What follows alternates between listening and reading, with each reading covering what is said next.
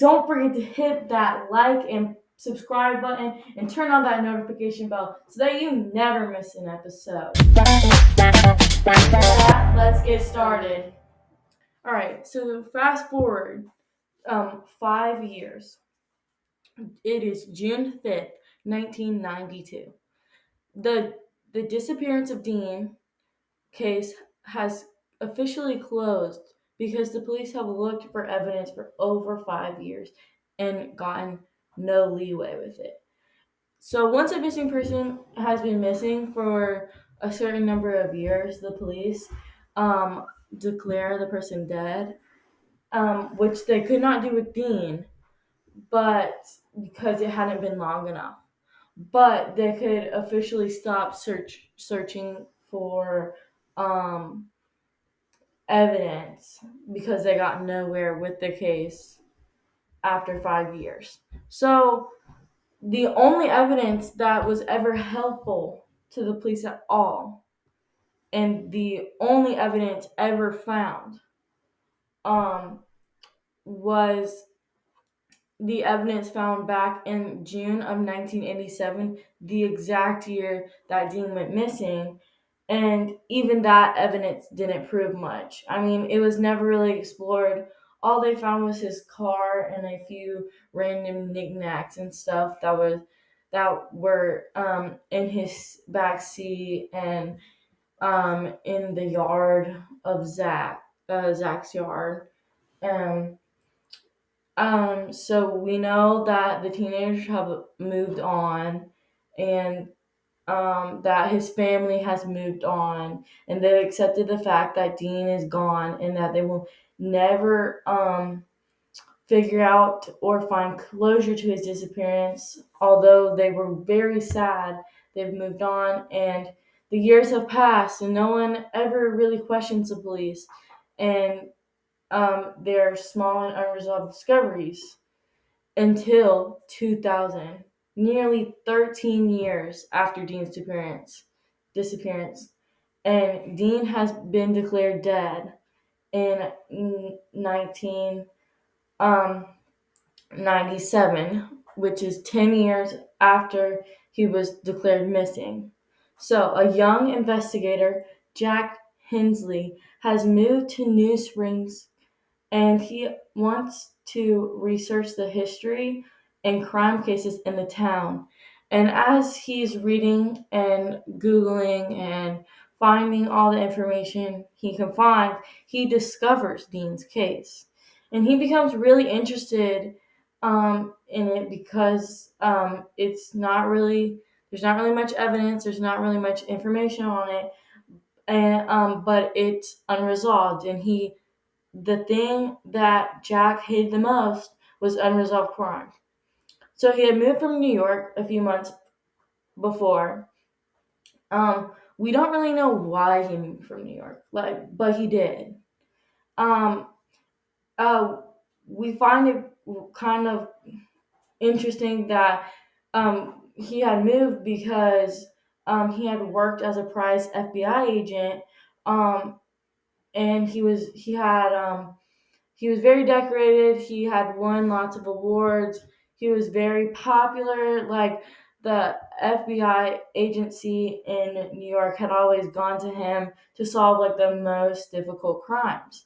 So he had seen it all, from the pettiest crime cases to the most disturbing and hardest to solve. But he had always figured it out. Okay, no one knew how he could figure out such complicated cases as this, but he had a secret to do it. His secret was being able to relate to the criminals and their motives. He didn't really know why he felt this way until 3 years into his career, when he found out that he had the MOA gene mutation, which has a relation to a person's antisocialness to violence. It has also been called the warrior gene because of the high violence connected to it. He has also found out that he has the CDH13 gene too, which is also found in lots of criminals. He just felt like he could relate to them so well, and that he was able to control his impulses, and that he was even able to feel the exact same way these criminals felt when they did these crimes that they committed. So he decided to start investigating. He became the head of the FBI department in New York after 15 years of service. He decided he would move to a smaller area and continue his investigations there. We still don't know why he decided to move here, but he did. Anyways, he decided to revisit the Dean case because it interested him so well, so that way Jack found that the police work wasn't through. He decided to investigate this crime alone against the New Springs Police Department's knowledge because he felt like he could gain more interest and that he would be able to complete it faster than they were able to at the moment because he felt the same way that whoever committed this crime felt, so he could relate and say, oh, well, maybe I can get more information out of this because I'm able to relate more to the criminal and I'm able to relate more to how they felt when they did this because he has that mutation gene, which is the MOA mutation gene, and he's able to relate really, really well to the criminal in this case, so he's able to get more information about it. We also noticed um, since he had decided to go on his own, which is kind of risky because you aren't gonna have the correct information or the correct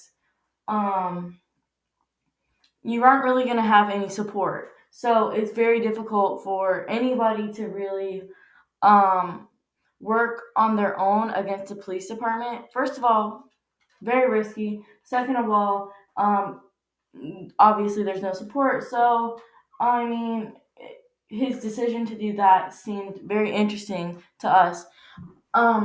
We think that he decided to go out on his own like that because the New Springs Police Department had was not very thorough and they really didn't do much. He felt like they were slacking when they were looking for information and everything. So I think that's one of the reasons why he decided to go out on his own. Um, so we wonder why he moved. We wonder why he's so interested in Dean's case specifically because there was a fairly high crime rate in New Springs. It was at about 35%. So, I mean, that's pretty high for a very, very small town. So we wonder why he decided to do that. Um, uh, um, we wonder how he is able to uh, uh, we wonder how he is able to keep his cool or stuff like that when he's investigating crime because he has those MAOA gene and the CDH13 gene. So we feel I feel like he would kind of go in a way since he has his gene and when he investigates, I kind of feel like he would get so overwhelmed that he would try to commit it too since he can relate to them. So we wonder how he uh controls his impulses because that's not following your impulses is really hard, and then he has those two very very high violence connecting genes. So we wonder how he's able to do that, but it also makes sense why he's able to work by himself because of the MAOE gene, which a person's proneness to being antisocial. So, not necessarily that every single person that has the MAOA gene will be antisocial. It's just something that is connected and correlates with the gene. So, I feel since he has the gene, and I feel since he said the police's evidence wasn't so much thorough and that he felt as it wasn't finished, even though after 10 years you are declared dead after you go missing.